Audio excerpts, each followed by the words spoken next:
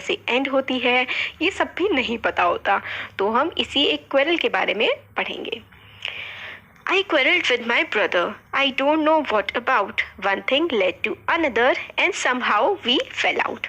मेरी जो है वो लड़ाई हो गई मेरे भाई से। मुझे नहीं पता वो लड़ाई किस बात से हुई। एक चीज़ दूसरी चीज़ पे हुई, पे लेड होती गई। मतलब जैसे कि कुछ भी हो सकता है, कैसे स्टार्ट हुई मुझे याद नहीं है, मगर एक बात से दूसरी बात निकल के आती रही और हमारी लड़ाई बहुत ज़्यादा बढ़ती गई। And somehow we fell out, मतलब फेल आउट का मतलब यहाँ पर है हमने लड़ना स्टार्ट कर दिया। The start of it was slight, the end of it was strong. He said he was right. I knew he was wrong. फिर जो हमारी लड़ाई की स्टार्टिंग थी वो तो काफ़ी मतलब हल्की फुल्की सी थी, स्लाइट सी थी, मगर जैसे वो एंड हुई वो बहुत ज़्यादा स्ट्रॉन्ग हो चुकी थी, बहुत ही ज़्यादा लड़ाई हो गई थी हमारे बीच में। He said he was right. वो कहता है कि वो सही है, मगर मुझे पता है कि वो गलत है। We hated one another. The afternoon turned black. Then suddenly my brother thumped me on the back. फिर हम दोनों को एक दूसरे से नफरत होने लगी। हेट का मतलब होता है नफरत करना, वन अनदर का मतलब होता है एक दूसरे से। आफ्टरनून टर्न्ड ब्लैक, आफ्टरनून होता है दोपहर का समय, टर्न्ड ब्लैक मतलब आफ्टरनून से क्या हो गया, शाम का समय हो गया।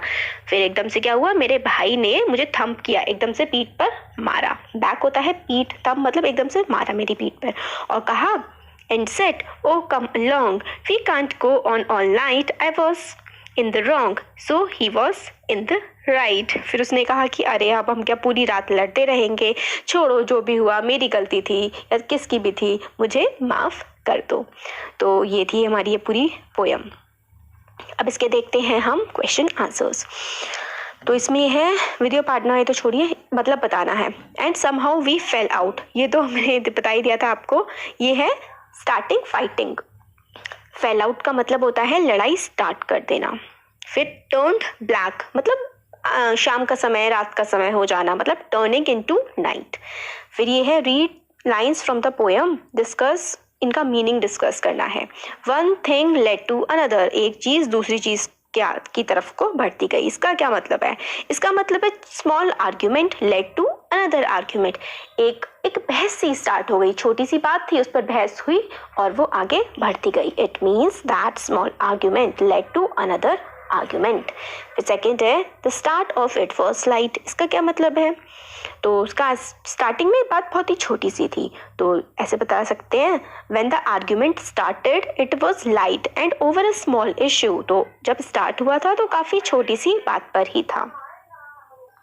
फिर है the end of it was strong, मतलब end of it was strong का मतलब ये है कि जो फाइट है ना वो काफ़ी ज़्यादा बड़ी हो गई थी, तो end of it was strong ऐसे करके बोल सकते हैं as it had turned into a big fight.